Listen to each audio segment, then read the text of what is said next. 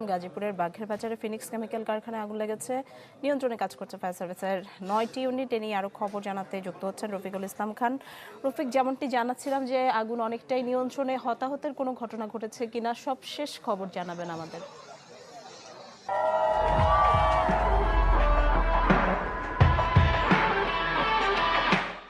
নিশি, যদিও পৌনে 4টা নাগাদ যে গাজীপুরে ফিনিক্স কয়েল কারখানার আগুন সেটি নিয়ন্ত্রণে এসেছে, আমাদেরকে ফায়ার সার্ভিস সেটি জানিয়েছে। যে কারখানা রয়েছে সেই কারখানা যে ডাম্পিং এর কাজ, সেই ডাম্পিং এর কাজ মূলত করে যাচ্ছে ফায়ার সার্ভিসের কর্মীরা।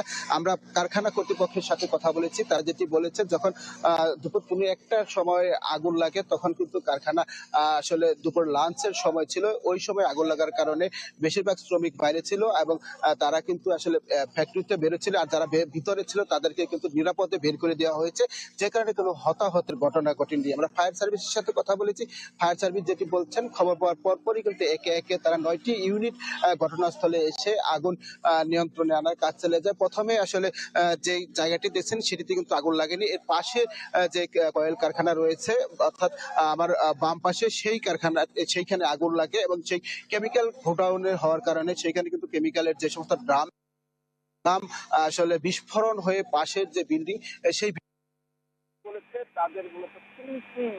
তাদের মূলত 3টি ইউনিটে আগুন লেগেছে এবং যে ক্ষয়ক্ষতির পরিমাণটা তারা এই মুহূর্তে আসলে বলতে পারছেন না। তাদের হিসাব নিকাশ করে বলতে হবে কত টাকা ক্ষয়ক্ষতি হয়েছে সেটা যেটি বলছেন।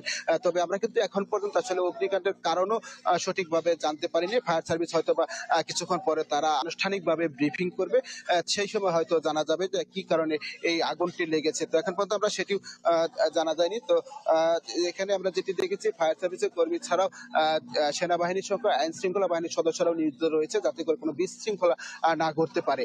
এই ছিল আগুনের সর্বশেষ খবর। রফিক, ধন্যবাদ আপনাকে। দর্শক দেখছিলেন গাজীপুরে কেমিক্যাল কারখানায় লাগা আগুনের সবশেষ খবর জানাচ্ছিলেন রফিকুল ইসলাম খান।